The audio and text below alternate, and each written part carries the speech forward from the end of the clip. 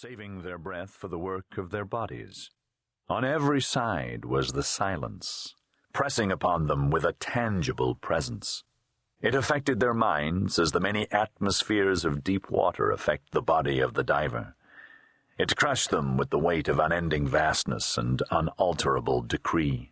It crushed them into the remotest recesses of their own minds, pressing out of them, like juices from the grape, all the false ardors and exaltations and undue self-values of the human soul, until they perceived themselves finite and small, specks and motes, moving with weak cunning and little wisdom amidst the play and interplay of the great blind elements and forces.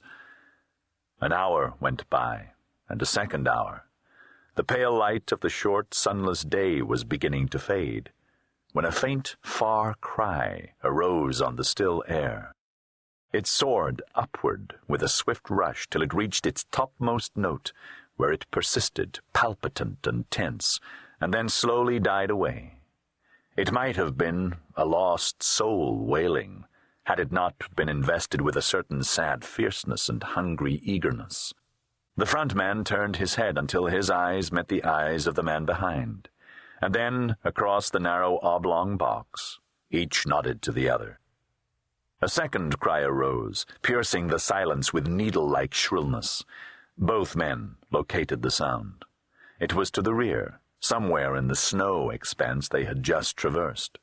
A third and answering cry arose, also to the rear and to the left of the second cry. "They're after us, Bill," said the man at the front. His voice sounded hoarse and unreal, and he had spoken with apparent effort. "Meat is scarce," answered his comrade. "I ain't seen a rabbit sign for days." Thereafter they spoke no more, though their ears were keen for the hunting cries that continued to rise behind them. At the fall of darkness, they swung the dogs into a cluster of spruce trees on the edge of the waterway and made a camp. The coffin, at the side of the fire, served for seat and table. The wolf dogs, clustered on the far side of the fire, snarled and bickered among themselves, but evinced no inclination to stray off into the darkness. "Seems to me, Henry, they're staying remarkable close to camp," Bill commented. Henry, squatting over the fire and settling the pot of coffee with a piece of ice, nodded, nor did he speak till he had taken his seat on the coffin and begun to eat. "They know where their hides is safe," he said. "They'd sooner eat grub than be grub. They're pretty wise, them dogs." Bill shook his head. "Oh, I don't know." His comrade looked at him curiously. "First time I ever heard you say anything about their not being wise."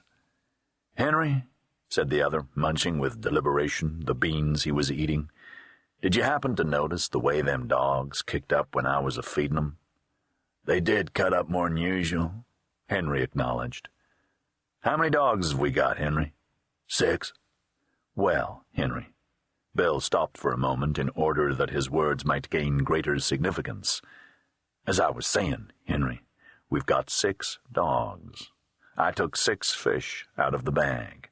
I gave 1 fish to each dog, and, Henry, I was 1 fish short."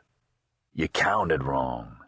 "We've got 6 dogs," the other reiterated dispassionately. "I took out 6 fish. 1 ear didn't get in the fish. I come back to the bag afterward and got 'em as fish." "We've only got 6 dogs," Henry said. "Henry," Bill went on, "I won't say they was all dogs, but there was 7 of 'em that got fish." Henry stopped eating to glance across the fire and count the dogs.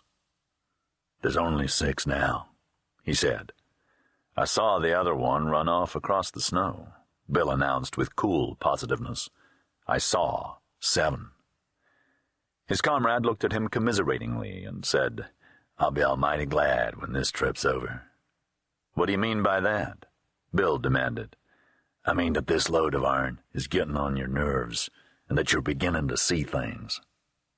"I thought of that," Bill answered gravely, "and so when I saw it run off across the snow, I looked in the snow and saw its tracks. Then I counted the dogs, and there were still 6 of them. The tracks